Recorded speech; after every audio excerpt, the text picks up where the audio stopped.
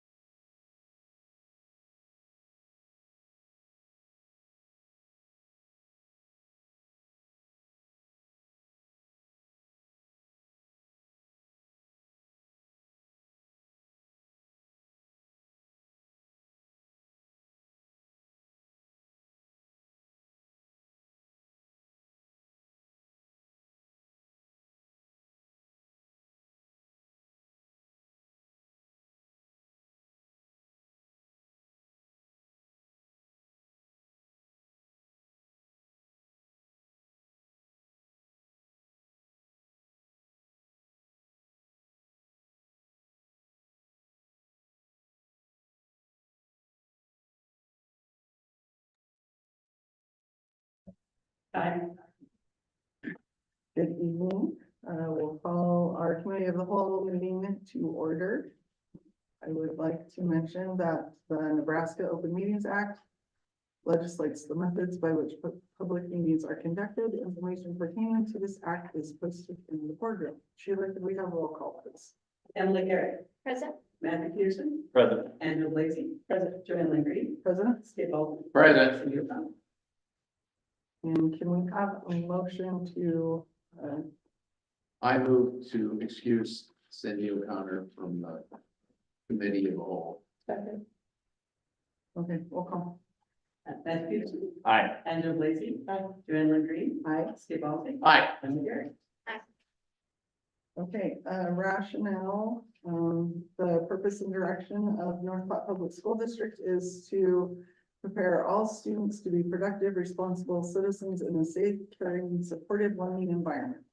Our direction is to prepare every student for success through high-quality educational programs delivered by highly effective educators who use innovative, research-based strategies in a safe, supportive environment in collaboration with family, businesses, and community members. And we will have approval of the publication of our meeting. If I can get a motion. We move to approve the publication of the July 25th, 2024 committee of the whole. Second. Roll call. Andrew Lacy. Joanne Lindsay. Aye. Skip Baldwin. Aye. Emily Garrett. Aye. Matthew Pearson. Aye. And approval of the agenda. I make a motion to approve the agenda. Second. Okay, roll call. Joanne Lindsay. Aye. Skip Baldwin. Aye. Emily Garrett. Aye. Matthew Pearson. Aye. Andrew Lacy. Aye. And if you would please join me in the pledge of allegiance.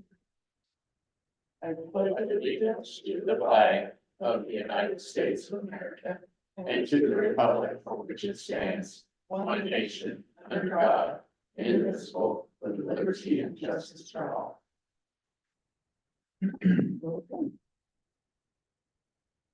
So, for board engagement tonight, we actually have a couple of things. There are a few dates that I wanted you to be aware of. Mr. Peterson sent out an email, I believe it was this morning, about the back to school.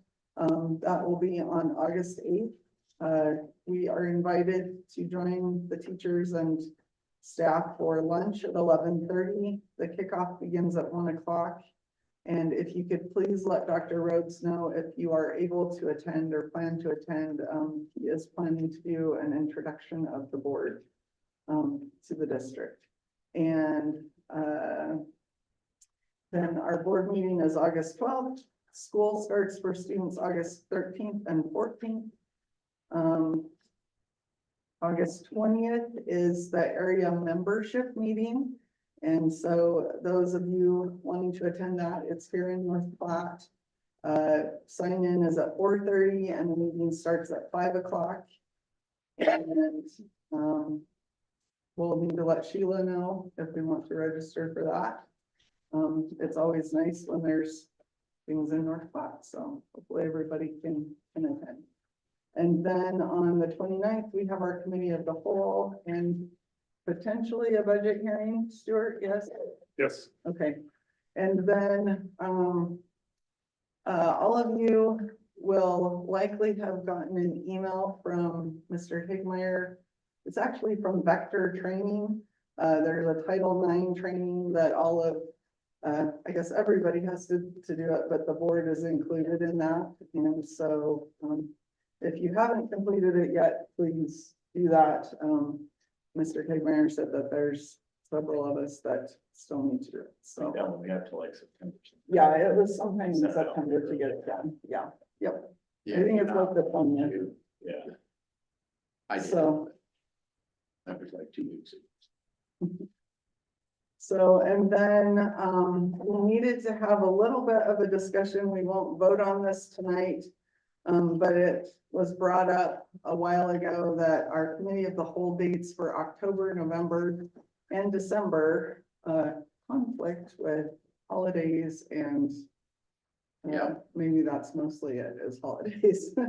So, I just wanted to hear from board members what their thoughts are. I was kind of thinking with November, because the state school board conference is usually that week before Thanksgiving, that we may just, my recommendation for November is maybe that we cancel the committee of the whole for November. That's probably a good idea. October, I was looking at just moving it up a week to the 24th. That still puts us approximately 2 weeks. So, I mean, it's not quite, it's about 10 days from our board meeting, but it's still a little bit of a break. If everybody, what might be free that day, the October 24th. And then, for December, we may just move it up a week as well, maybe to the 19th if. So I'm just proposing these dates and then, of course, we'll have to vote on it, but does anybody have any comments or know of any other conflicts that we might need to consider with those dates? Looks like it's fine to me. So I just agree. to clarify, you want to move up December and October and cancel November? Yes, Yeah, November would be really tough to fit in. Because you have state convention, then you have Thanksgiving, and then it's December. So I think those are good choices, Julian. okay, so we will officially vote on that. Right. At our board meeting in August. But just wanted to put that out there. If you hear of anything that is a potential conflict in the meantime, just make sure that you either let myself or Dr. Rhodes know, or bring it to the meeting in August and we'll vote on it then. That's not state procedures in December Okay. 20th.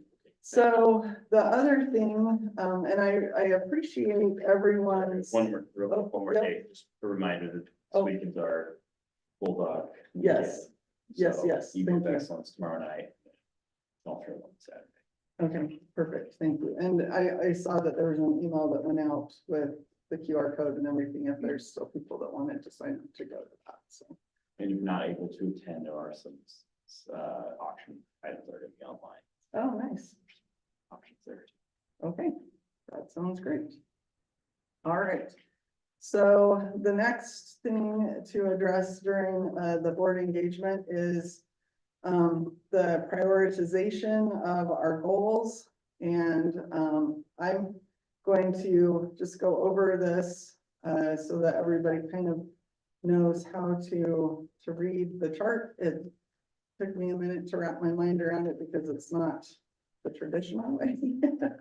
So, but I appreciate you also doing this in such a timely fashion. I had been working with NASB for a few weeks and it just took them a little bit to get it to me. So, after jumping through some hoops, we got here. So, did you get that pulled up? Yeah, can you pull that up, Sheila? It's attached to the Spark agenda. So, there were a lot of commonalities in our results, and I thought that was really great. So just kind of to review for everyone else, the way that we got to where we are is we did a board self-assessment earlier this year. And each board member completed a survey individually, and then NASB compiled all of our results. We later met with Marcia Herring from the State School Board Association, and she helped us review our assessment and helped us talk through the setting of our goals. And then also in the review, we talked about areas of strength that our board has and areas of growth. And then we were sent this survey to help us with the priority prioritization of our goals. Of course, we adopted those goals at our July meeting. And we ranked them individually, again, of course, by impact and urgency. And so impact is defined as causing a major effect or having a significant influence. And then urgency was importance requiring swift or immediate action. So if we go to page 3. So the way that this worked out, the individual who compiled all of this data and put the charts and did the math and all of that for me explained that the lower the number meant the higher impact and the higher urgency. So we kind of had a tie in advocacy between our letter F indicator, which was our letter A indicator, which is appoint an advocacy committee to benefit and facilitate effective communication between the district and state legislative representatives, and then also with identify how the district may partner with the state leadership, local, city, county officials to benefit schools in the community of North Platte. And I was told that kind of between the two, it was a toss-up, I guess, especially when you threw in the superintendent's average there. And so that's why he said, if, when we work on our goals and do the next steps, then we can decide if those are 1 or 2. And then also with 5 and 6 on those, you can see that those were somewhat of a tie. So, and then the next page is a scatter plot of where everybody fell individually. And so you just have to remember when you're looking at those, that the lower the number is the higher impact or higher urgency. And Dr. Rhodes his circle is a different color than everybody else. Be anonymous. No, it doesn't. That's true. So, and then page 5 is more of the advocacy piece. Page 6 is the budget and facilities management leadership. And you can see that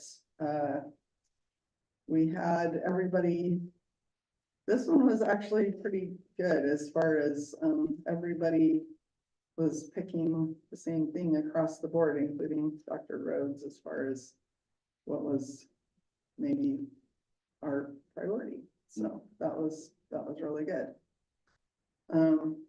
So, and then page 7 again is the scatter plot. Page 8 is our accountability and student achievements. And again, you can see that we were pretty in on all 3 of these, actually pretty even. Yeah. So, and then page 9 again is a scatter plot. And so then on page 10, they took all of the information and helped us rank our goals. So the goal area with the lowest number was actually accountability and student achievement. And then second would be district resources, and third advocacy.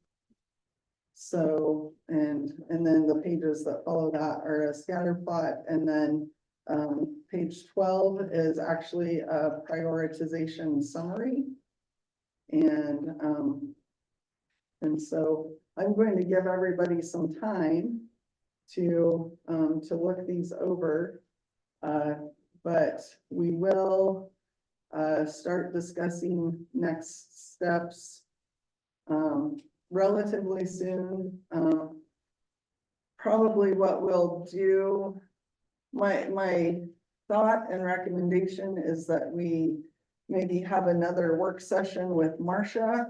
It will probably be just because of, all of the meetings we have coming up with budget and the back to school stuff, and then maybe kind of just waiting on to seeing where everything falls with the state right now. It will probably be maybe September or October, before we have another work session to really. And, when I did talk to Marcia today, and she said there's really no, major rush.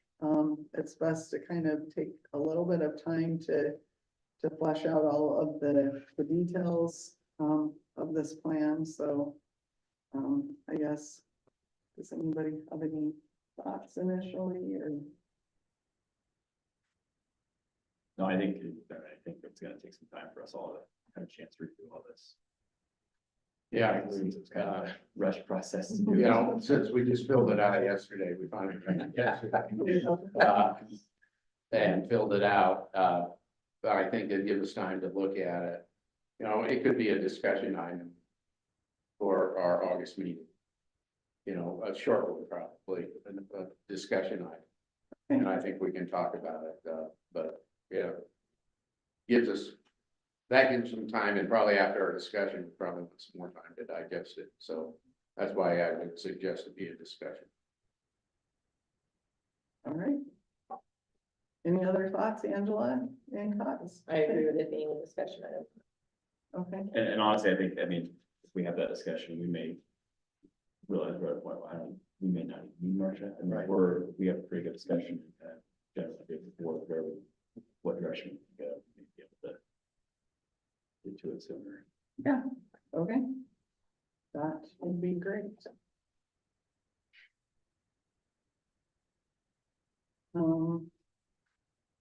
Okay, so we will move on to. How about the rest of us board engagement? Oh, About things we did. oh, go ahead. Yeah, I'm just remembering that it's summer.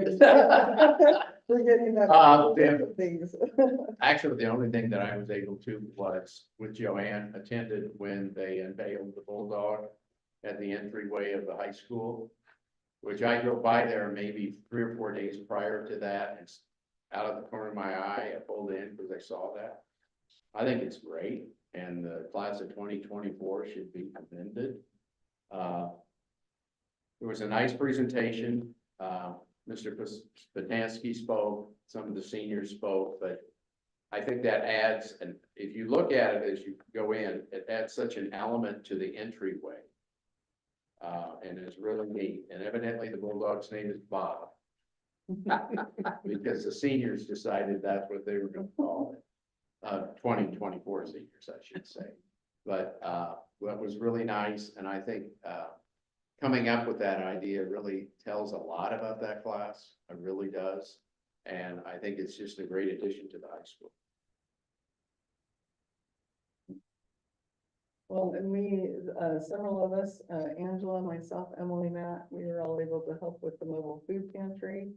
And then, Mrs. Busher gave us a tour of the food pantry, which that was really great. Appreciate you doing that for us. And, I thoroughly enjoyed participating with the food pantry. That was really neat to kind of see.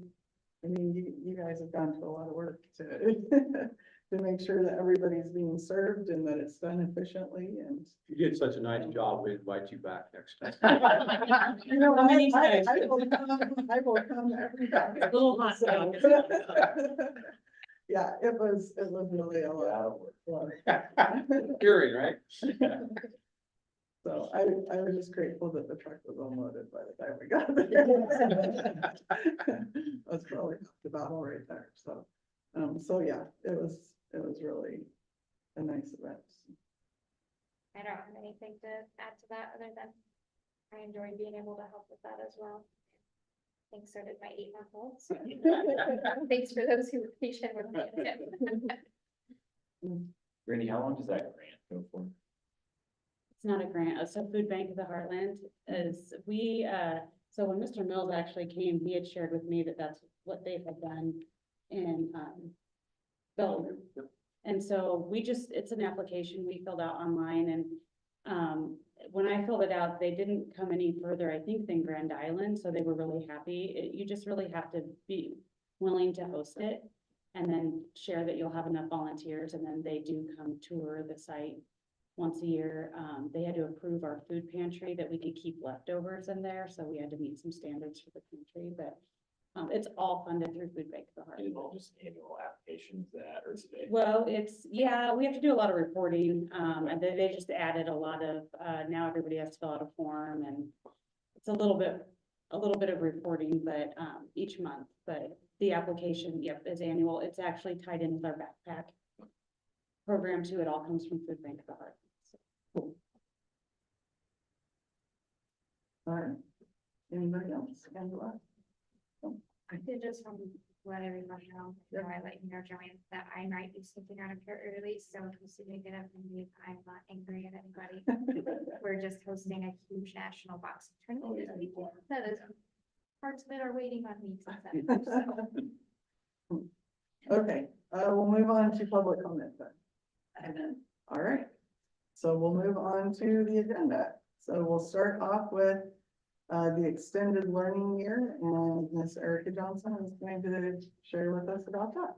Yeah, actually Lindsay and I are gonna share jointly. Okay. So is this gonna cover the second? Yeah. Okay, perfect. Yep. 2 birds with 1 stone. We just really wanted to talk to the board about our summer learning and how, like, what is ELO, what is ESY, and how that functions throughout the summer.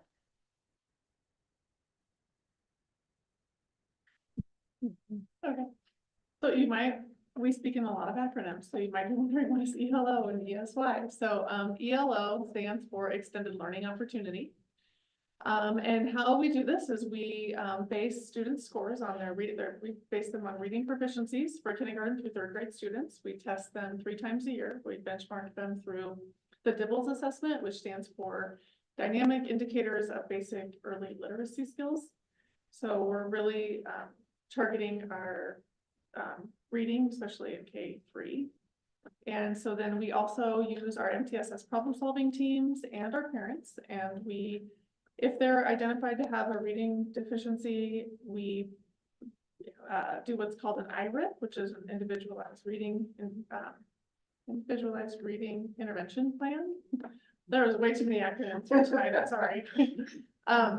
And so then we notify their parents that they have qualified for this plan, and we implement interventions, and then we update their progress every month throughout the year, and speak to them specifically about that at parent-teacher conferences, and so we keep them up to date. And then in May, if they're still meeting the qualifications to need reading interventions, then we invite them to our ELO program. Yeah, and so 2 years ago, so this is the second summer that we've done it, we've housed it in the same location. So the students for extended school year, which is ESY, is also in that same building. So extended school year is really, it's really based on the student's education plan, like the individualized education plan. So it is something that everyone accesses because not all students need that through the IEP process. And so it really is a small percentage of students. And again, that is through the IEP process by the IEP team through data to determine whether or not they're going to regress more than, say, the average student regresses, or they're going to take a little longer to recover those skills.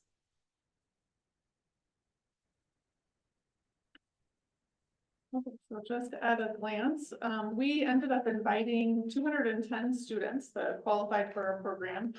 And it is not mandatory to attend. And so 117 of our students accepted that invitation and joined our program this summer. On average, we have 100 students a day that came.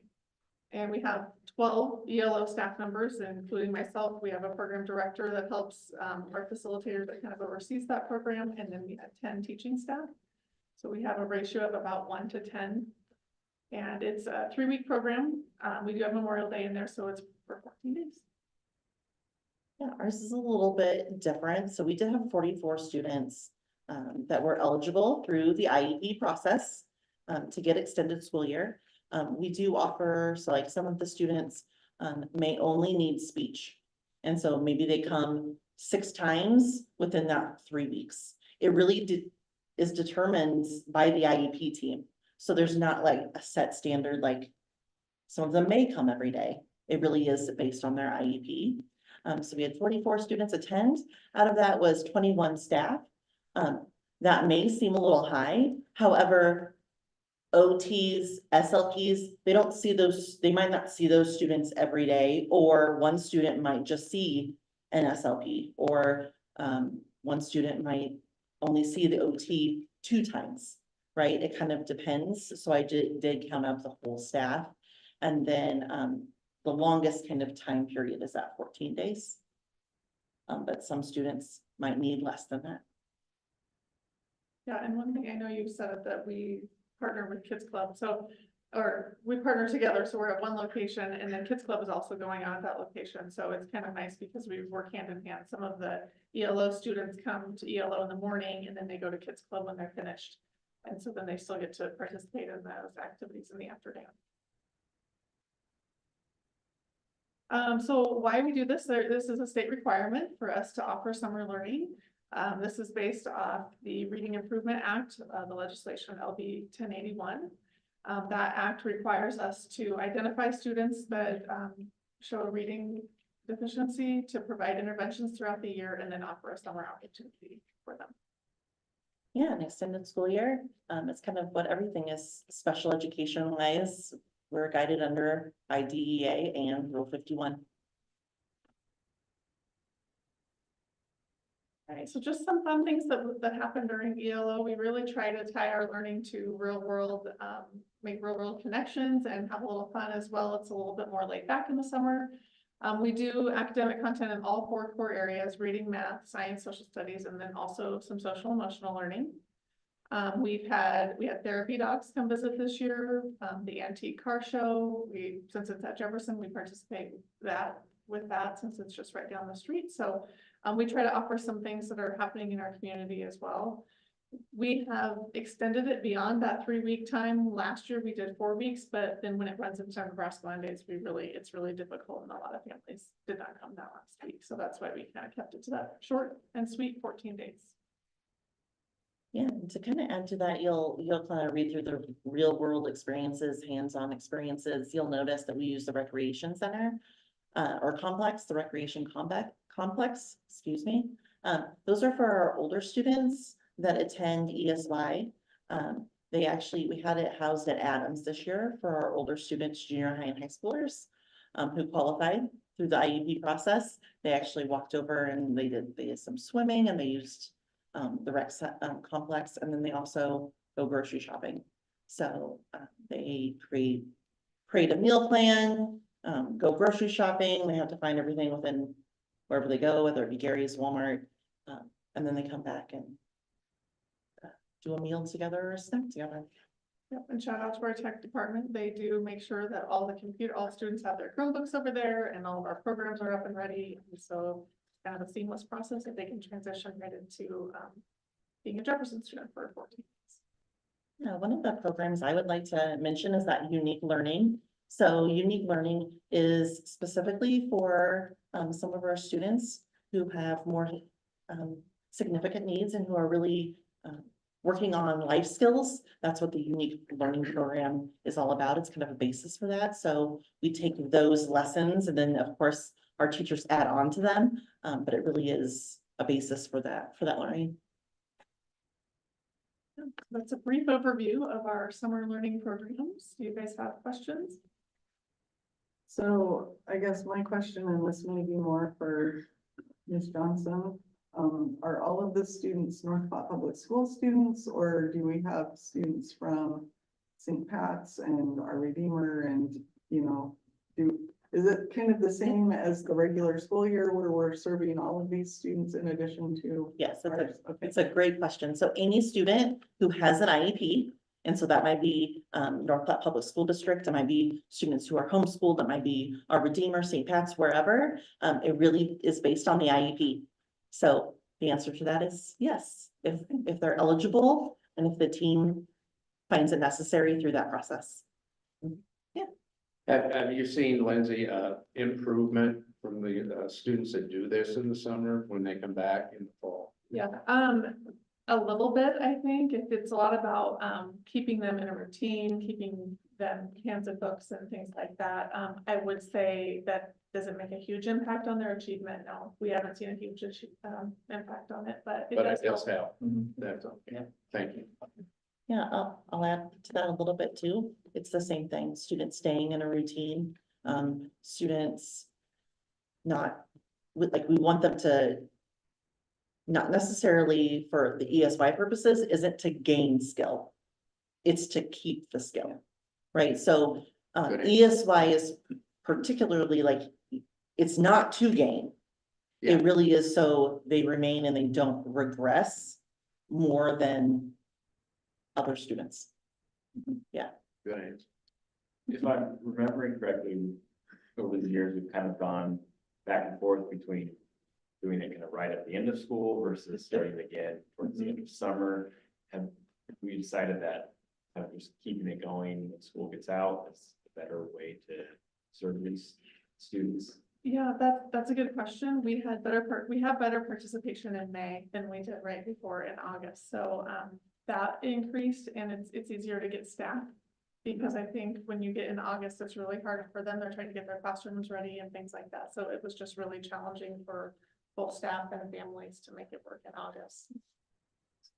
Yeah, I'll add to that too. So actually, there's different, it's like I stated earlier, there's different ways you have ESY. So some students, the IEP team might determine, hey, they don't need 6 sessions with a resource teacher, or they don't need 4 sessions with an SLP, but they need like 2 sessions right before school starts, so that they get introduced to their new teacher, their new gen ed teacher. And so some of our students will actually have that transition, we call it, which is also ESY, and it might just be 1 or 2 times, just to kind of get to know the building and any new teachers within their life. So, yeah. And then are some of your like more like specialized areas, are they still, I mean, that first and 3, and they're providing services throughout the Yeah. summer, I assume? Yep, they are. They are plugging right away. They are child finding all over the place. So if you see any of our birth to 3 staff, please give them kudos. Because they're kind of, sometimes, I don't want to say they're forgotten because they're never forgotten, but sometimes we just like, they're just a well-oiled machine. And they just do their job. We sometimes, yeah, like they are plugging right away and they're finding kids left and right. So, yeah. Yeah, thank you for asking that because it's nice to have them noticed. And for staff, is this an additional contract to their normal school year contract, or how does that work as far as like? We pay them according to the negotiated agreement. We pay them hourly for ELO. So, and just to plug too, I had no openings this year. All the teachers that have done it in the past came back this year because they enjoy it. And so we didn't open the application up to all of our staff this year. Good.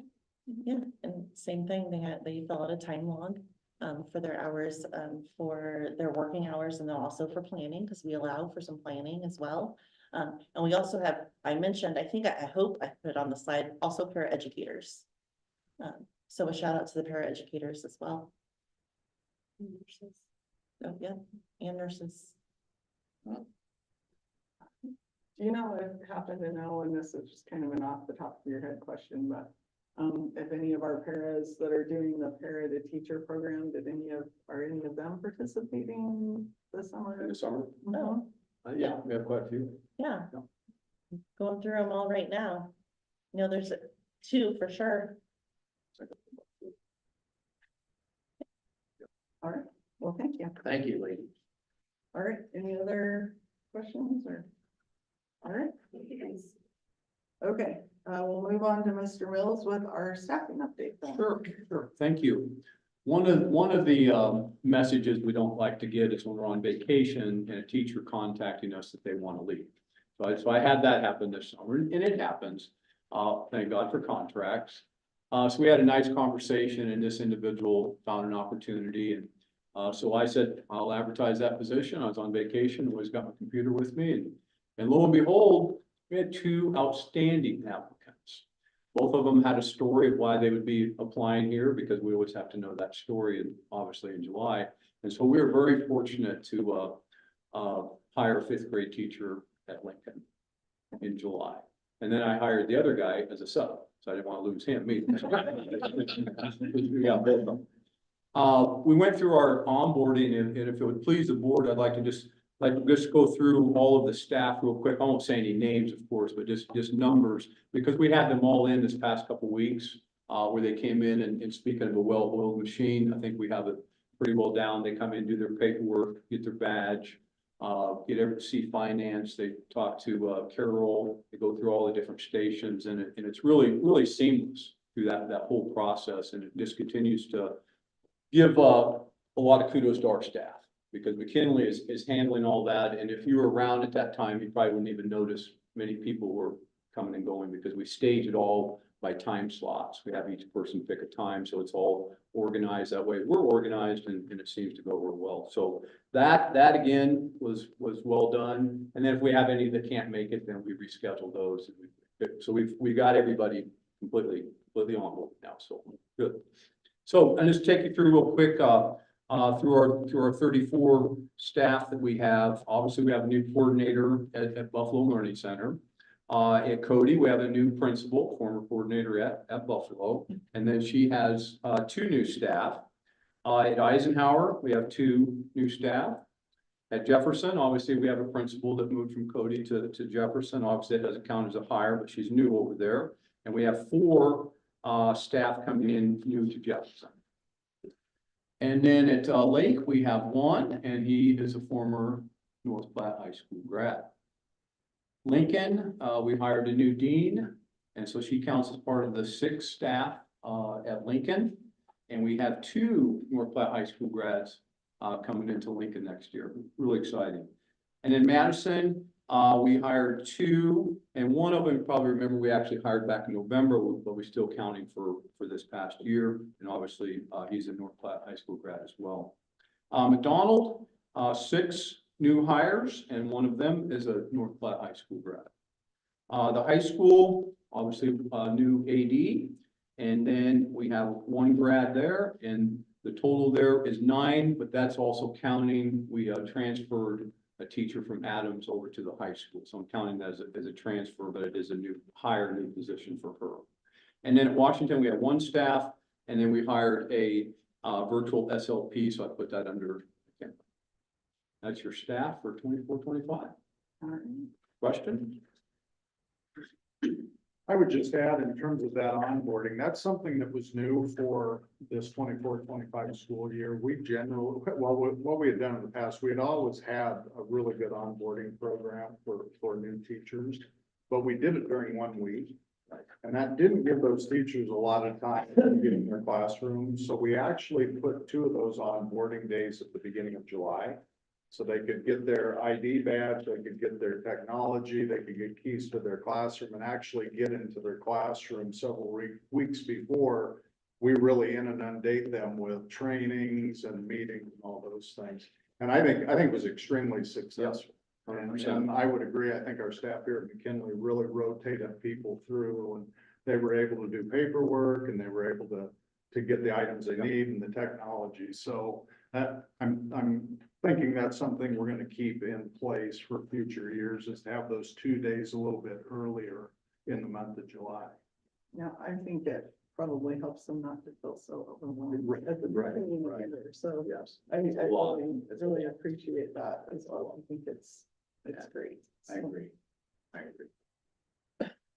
Okay. Stuart, you're up. I'm up. So first of all, thank you very much. On July 12th, going through the budget workshop. During that process, we had a few questions rise, and I wanted to bring at least a couple of them back. We're still investigating a couple of other items.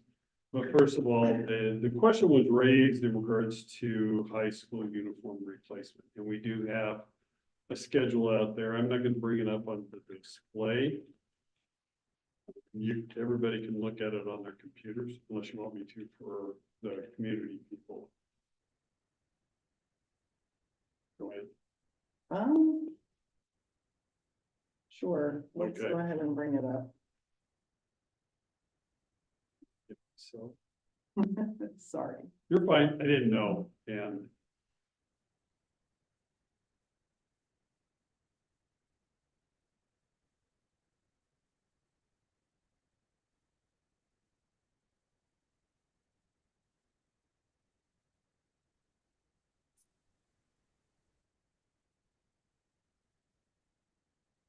All right, I didn't want to, I didn't want to turn on my volume, hang on. I'm trying to get it here, but I gotta get it back to this.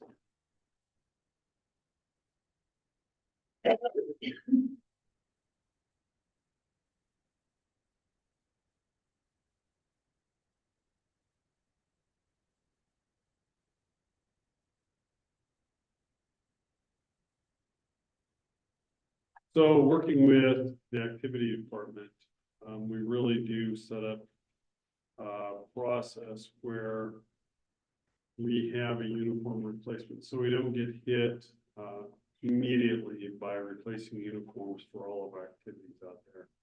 Now, I want to say, Aaron's coming aboard. Aaron shared this with me. We do have to get ourselves up to date in regards to some of the what I want to say, the outlines and so forth, because you can see it's on 2022. But that's when we switched over to Adidas. So as you can see, in 2022, we replaced football and wrestling uniforms. And then 23, what we say is 23 and 24, 23, the fall of 23 and the spring of 24. We had to go back and look at our various activities and actually bring in volleyball, girls tennis, and then girls basketball. We say 2024, that's a 23-24 winter season, as well as softball needed that replacement. We started out the year with 2024. So I'm gonna work with Aaron on getting this schedule up to date and ready to go, so that we can start planning down the road as far as replacement uniforms if we have something in the future. But as you can see, for example, on softball, we replaced the home jerseys. We're gonna go back in and replace the away jerseys down the road. Same way with girls soccer and boys soccer, we'll look at uniform replacement because they haven't been touched since 2021. But I'm gonna work with Aaron in regards to, are these needed or can we put it off? It looks like you're on more of a schedule. And Yes. more of a regular cycle, so. Right, that's right, and as you go out further to, I'm just screen, as you go out further with the item, you can see now a gradual stair step out. For example, football is 2027, volleyball 2028, softball 2029. Then we look down and we say girls tennis is 2028, girls basketball 2029, boys basketball 2030. So it's a stair step, which is what we really want to try to do instead of hammering everything all at once. I noticed baseball isn't on here, but we just And that's started. what, yeah, we just started it. So and that's why- those were bought in 24. Right, they were bought, sometime in this fall, last fall, spring, But for be the ready for it. 23, 24. And that's why I said, I'm gonna work with Aaron in regards to updating the schedule, because obviously we don't have, baseball on there, and just making sure we have all the correct dates for everything else, but he got in, sent it to me, and then he was off to coach's clinic on Monday, so this is sort of a quick blush, but it gives you a basic foundation of what the district looks at so that we can be prepared for you. Do we provide helmets for softball and baseball, or is that? Yes. something- Okay. Yep. And so do those have similar requirements to football where there could be different safety? I would believe so too, because of, what the impact is on those students. Now, obviously, they may bring their helmets, but I'll follow up with their experts too. Do they bring their helmets, or do we just provide that for the safety and security of our students as they're playing baseball and softball? Yeah, because the one thing that I'm thinking of is just, I know with football that there have been times where there's certain requirements with helmets and pads and Right. those sorts of things. And Yep. a lot of these uniforms, it seems like, other than maybe there's a style change or, there's stuff that, obviously gets worn out, but for the most part, there's not too many of the sports that require different things because of safety. Well, and as you look at, wrestling, I understand what you're saying, Joanna, when you were talking about style and uniforms, it reminded me, we don't have girls wrestling on here either. And we actually went through and made sure boys and girls singlets were all in alignment so that when people see us, they can see that we're all similar in North Platte. And so that's why I said I wanted to update those specific items also. Here's a dumb question, I'm sure. Why don't we have like cheer and dance under their sport uniforms? Because on cheer especially, I know that the participants always buy new ones every year for some reason, and they go through that instead of the schools buying it because it's unique to that person. They want to have it for themselves. Now, if they don't, and they want to make sure that the district just buys it, we can go through a process that we're going to set up a unique, a cheer uniform, and that's the one we're going to use for 5, 10 years or whatever the case may be. And then in that, people have to understand that we're going to use those instead of buying the unique ones every year that the participants want to. Same way with dance. Well, and I think the color guard does something similar, and some of theirs is because the music program changes every year, whatever the band theme is. I can't think of the word right now, but they have a different theme, I guess, for their field show every year.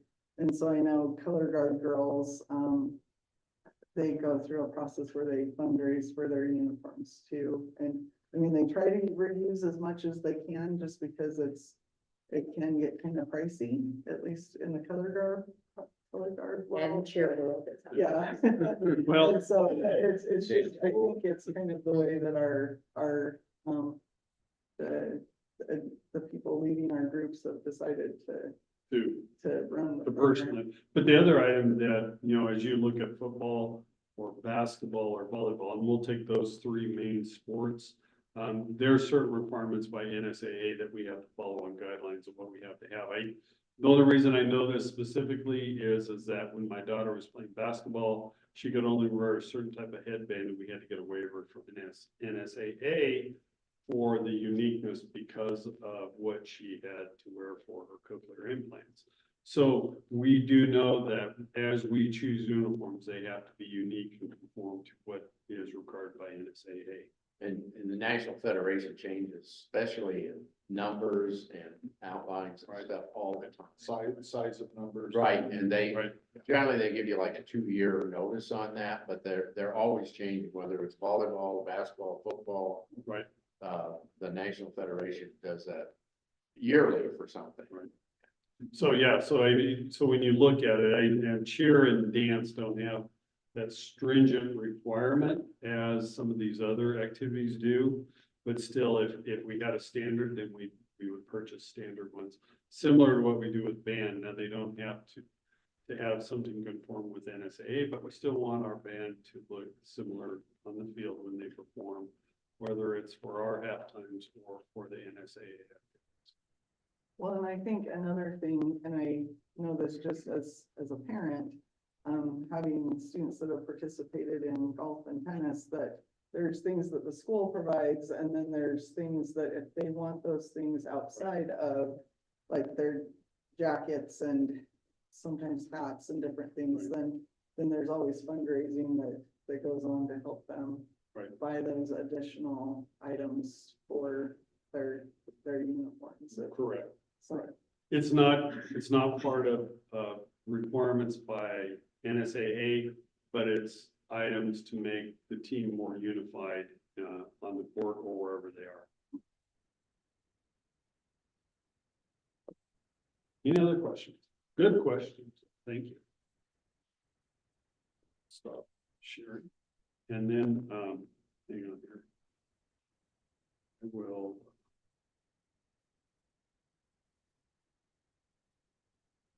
Then the other item that we had was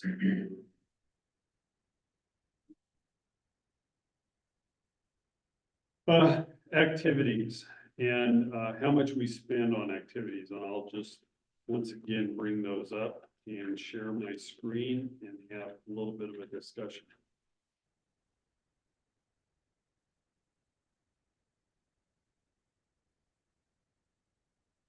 So the question at the board workshop was the amount of money that the general fund, not the activity fund, because obviously in the activity fund, we take in gate receipts and we pay out for refs and or meals and or other items pertaining to that activity. But pursuant to the negotiated agreement, these are salaries and a few other items that drive our activity program. So with that, in 1100, which is instruction, is where I have been, where the state set the standard in regards to paying activities out. You can see how much money we pay out for coaches, whether it's high school, middle school, and or a few other activities across the state. And we say activities because we have athletics, we have sponsorships, as well as other types of items identified in the negotiated agreement. Within the poverty program, we do a few items relative to busing that allows us to gain some additional costs through the poverty program. Obviously, our two activities offices, main ones at the high school and at Adams Middle School. In 2620 maintenance, the 125, we allocate dollars toward replacement of turf that's transferred to the depreciation. Our track, our tennis courts, 50, 2,500, and then I'm missing another 25. But we allocate money toward our depreciation to build up reserves because our like for example, our turf, they're coming out to review it. We're in our 7th year and our last of our warranty for our turf. So we built up money to ensure that as we look at it, if we can go a few more years, great. If not, we'll be evaluating that accordingly. But somebody's coming out to make sure that we're still, our warranty is still valid for the turf. And then finally, all the bus transportation, whether it's for our drivers, their benefits, gas, meals for our drivers as they go to various activities across the state, and then a myriad of bus repairs or whatever else that goes on, comes out of that also to drive all of our activities across North Platte. I gave you, and this is preliminary obviously because it's through the end of July. We also have August, whether or not we have some activity trip costs coming into there. We'll be watching that accordingly, but the last payment will come out when you have the August claims audit, and that's it. But I've given you a summary of all of our areas, and then if you're feeling intrigued, Matt, to go to sleep by, you can read the. Any questions about that? I always have to get Matt out of bed. I know. Good enough. Thank you very much. Stop sharing. My next sharing. Okay. okay. We will move on to the construction report. Okay. Excited to hear how things are going. Oh, it's,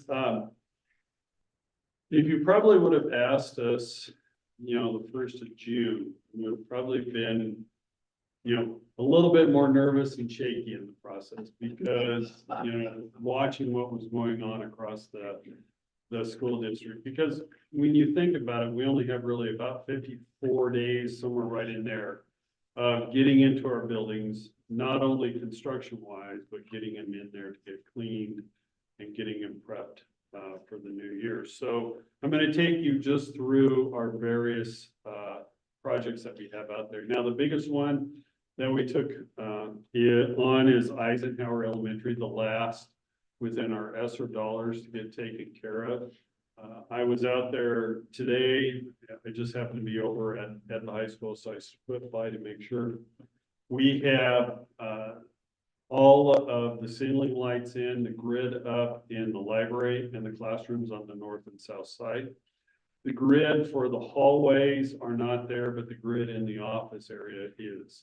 So if for some reason we're still putting up grid within the hallways when teachers are trying to come back, it's not going to hurt anything.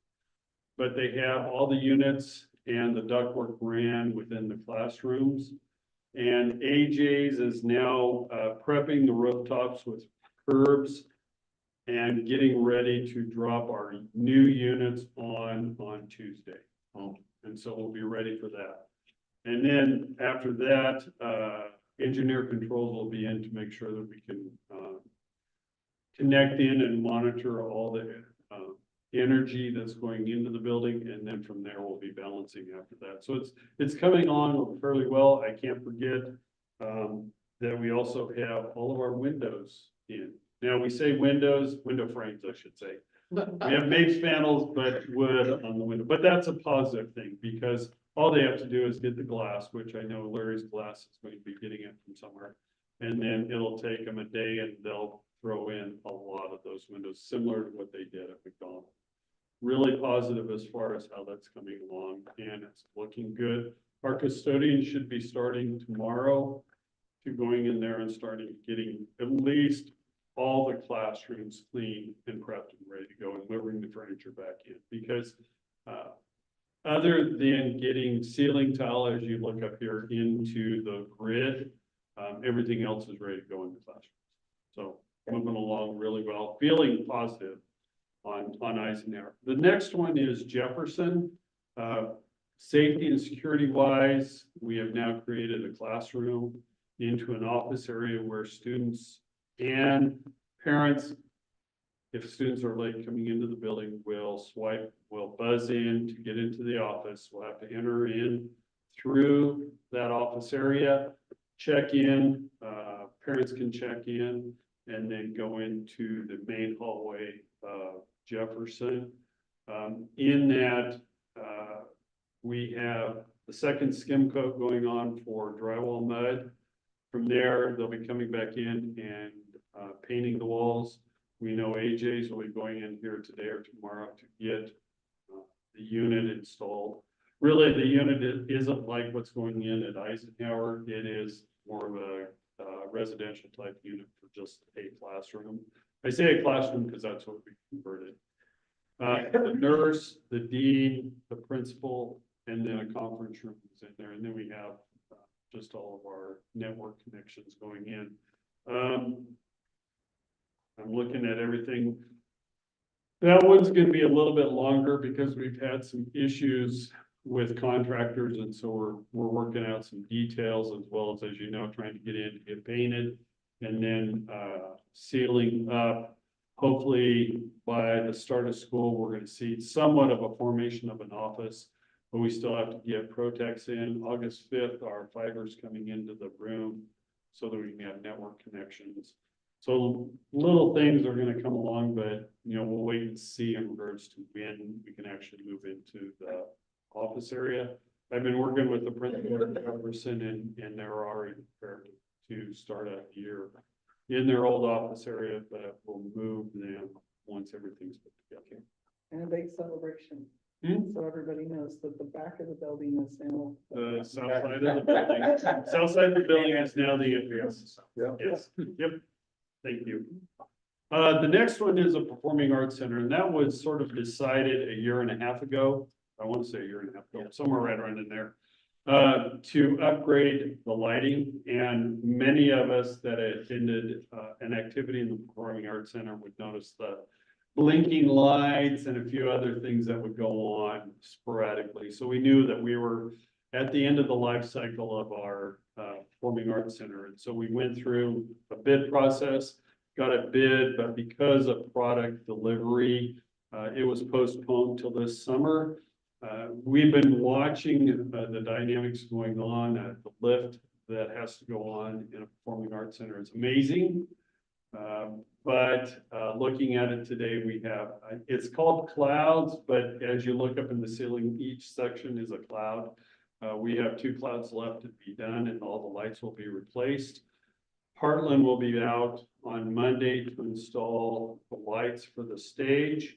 And then on the 2 bars that we changed because we moved the lights for the stage that shine down on it back 1 cloud.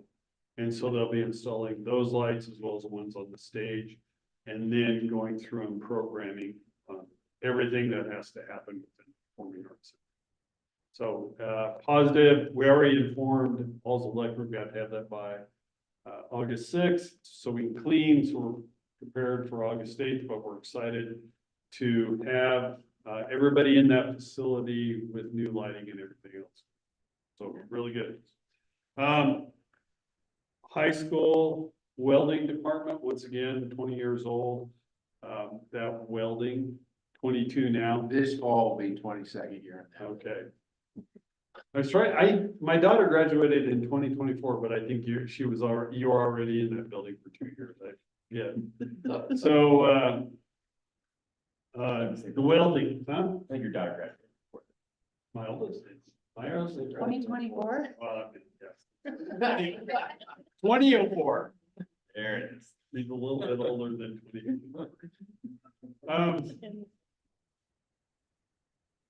22 years that ventilation system had its days. And so we went in there and have been working with a contractor to get a new ductwork and ventilation taken care of. And ironically enough, we're buying the ductwork from Waverly, which obviously I'm out at Waverly once in a while and I know where the facility is. So, but the unit is here. It's sitting outside at the high school as you go into the alleyway. Right now they're getting the cement cut and a new pad port for that item. It'll be outside, so we'll reduce the noise inside the welding room. Ductwork are going to be going up here in the next week, only because as soon as they get that unit set, then they can plan out getting all the ductwork connected. And then we'll be ready for school. So we do know the timeline on that one, and it's once again tight, but we're working to complete that project. And then finally, as Skip, I look at Skip all the time, comes around, the circle of life, the activities office was designed to be right next to the high school office, but due to dynamics, it was moved over to its present location. Corey wants to create a cohesive team at the high school. And so working with him, we put up an office in there so that he can work collaboratively with all of his assistant principals. And I call Aaron assistant principal activity director, but he works collaborative all with them, so it's not across the way. Working with the Booster Club, they're actually looking positively on going over to that location, because they know when parents come out of an activity, whether it's volleyball, basketball, or whatever else, they go toward the food, they'll go toward the Booster Club. So she's looking forward to that also, that when they're selling their stuff, people are going to see both, and hopefully we can garner some support there from the Booster Club. But right now, all the walls are up. They were painting today. They're going to go in hopefully in the next week to update the lighting in there, because if you look at it, some of the lighting is spanned between walls. So we're going to update some of the lighting in there. LEDs, reduce the energy in that facility and or the high school. And then from there, we're planning on moving them not until September, just because of the amount of activity that's going on in the high school. You're not gonna see, Aaron and Lori move over there until after it calms down.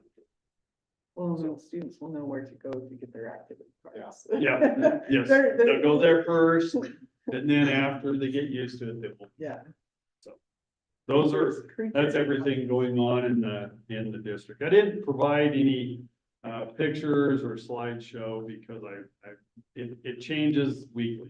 And We'll for all be me, excited to get into the buildings and Yes. just to see it. and see, there you go. See, I didn't present a picture, so now it forces you to go out and take a look at what's going on in each of the facilities. Yeah, I'm excited. I'm gonna be really excited to see the PAC on August 8th, so that'll be great. Okay, any questions for Stuart? Well, I'm very interested to see how it was supposed to be in the beginning. Oh, yes. It was. I don't, That was supposed to. Yeah, it was. I was on the committee.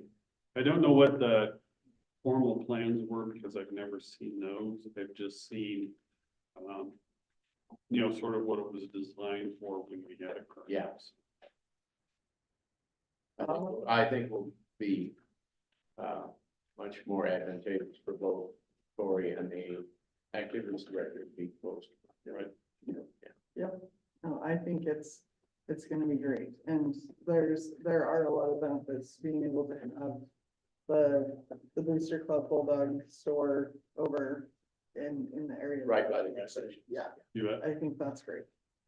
Okay, so just a quick little piece before I let Brandon speak. So this was something that I had requested just after Skip had asked about the Bulldog and when that all happened, and I know that not all of the board is on social media and not all of the board have students in school. And so there's a lot of things that you miss. And so I'm really excited that Brandon is going to start presenting to us on a regular basis, because I think there's things that I probably miss as well. And there's just so much going on in the district, and he's doing such a great job of promoting it that he needs to share. So, so we'll turn the time over to him.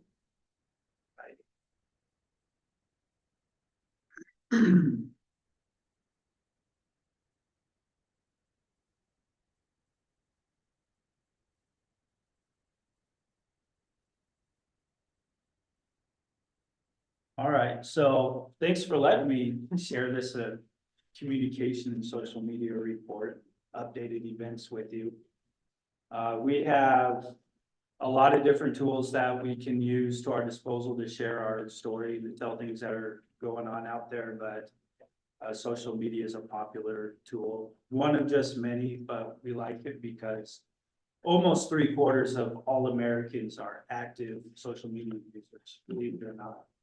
And they like going on there to stay connected and to get news and to keep in touch with family and friends and to see what's going on for schools. So it makes sense for us to use it as a way to help tell our story in there. And there are a lot of different applications available to use in social media. We primarily use 3 of them, and we use these 3 because they're available on ThrillShare, and they integrate seamlessly with the app and allow us to post things to multiple platforms at the same time, which is nice.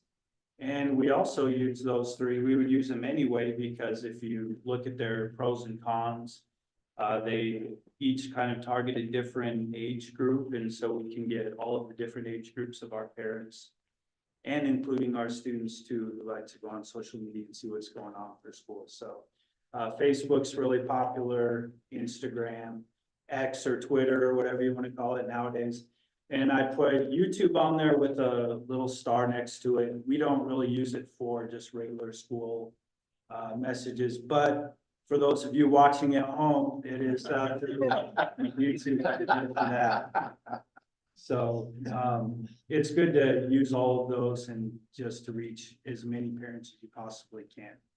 So some of the things that have been going on, I kind of grouped these up by think of it as like a season, a TV season, and then each of these posts would be like its own episode, so we're kind of binge watching very quickly as we go.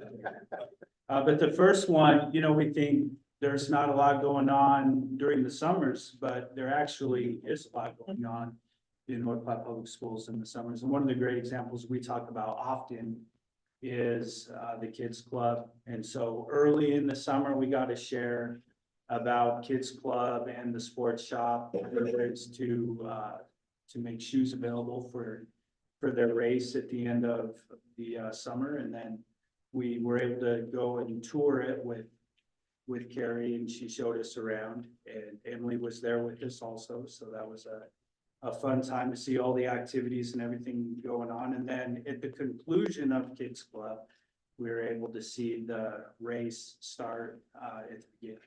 I will say at the start of the race, you can see him taking off and there's some motion blur. And then by the end of the race, it slowed down considerably. They did have a lot of fun there, and I mean, they all finished faster than I would, so that's for sure. So Kids Club throughout the summer, sharing those stories, there's always fun things going on there. And they're always out doing different things with different members of the community, and so a lot of opportunities for that. The second one of things we have going on are the mobile food pantry. And so we obviously use social media to let people know when it's coming out again. And then we had our ADCO group go out and help out on one of those days, and was a good turnout and got a lot of good work done. And then as you did with the Board of Education, helped us with the last time. And so this is kind of where we are now. But next week, the adventure continues because we get to hand out backpacks when we have our ADCO retreat. So that'll be a fun addition to it. So those are some more examples. And to the average sport spectator, they would maybe think there's not a lot going on for activities and sports.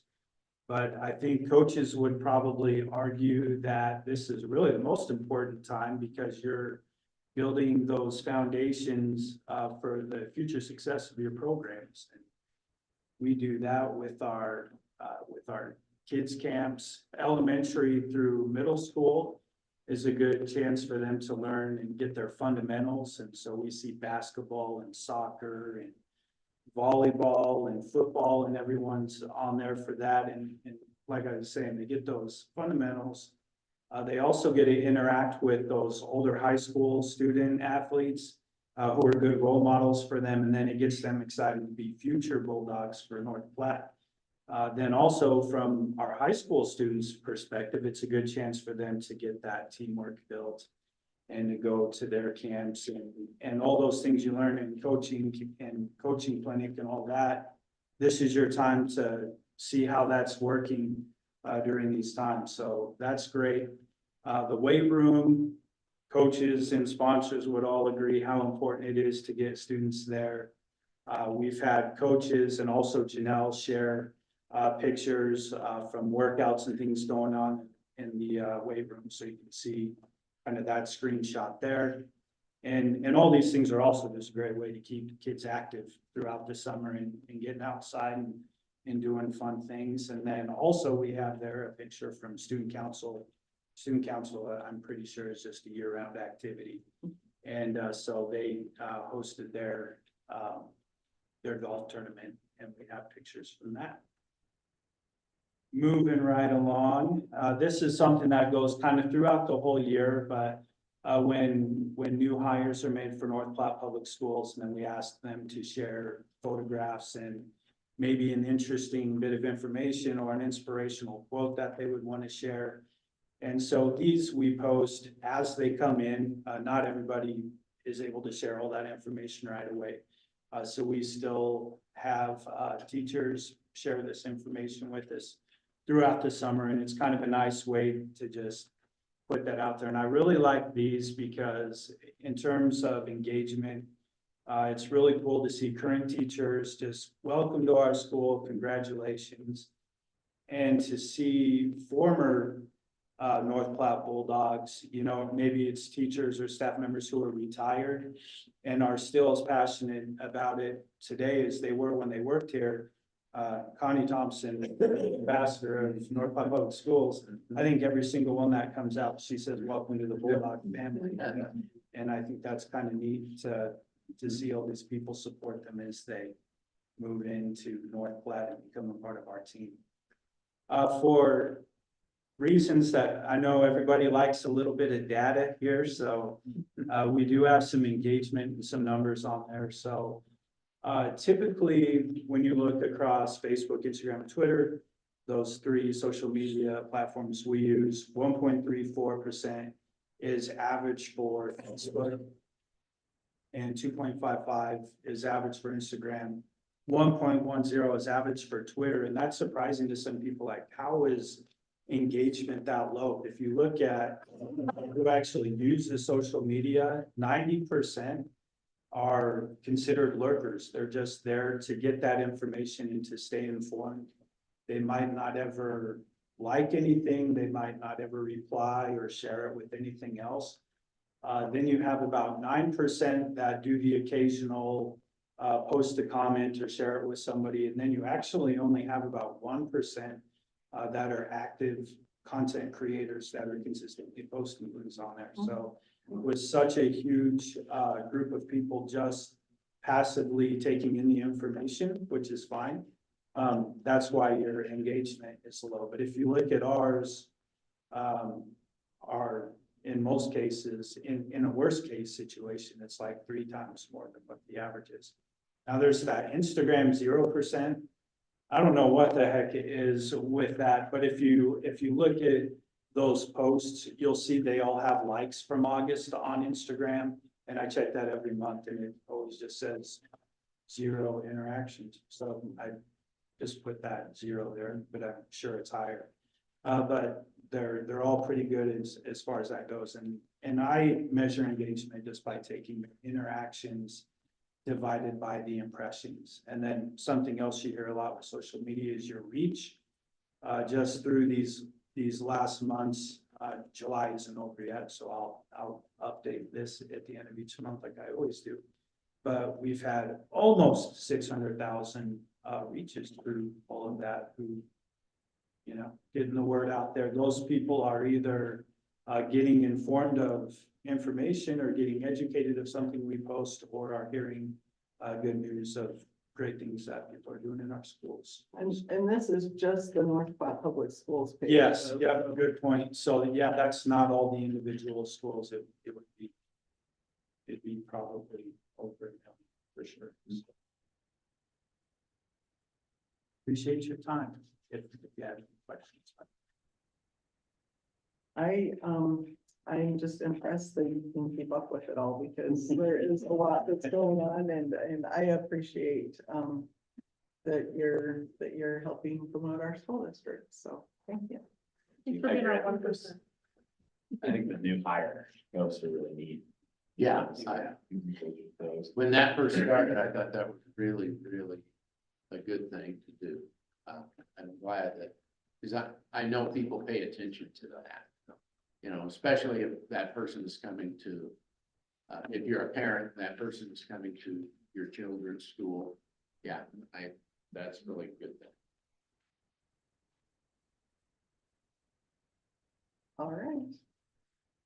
Thank you. I guess unless there is anything else for the better of the whole, I will, we need a motion to adjourn. Second. Skip Aldick. Aye. And Amanda Peterson. Aye. And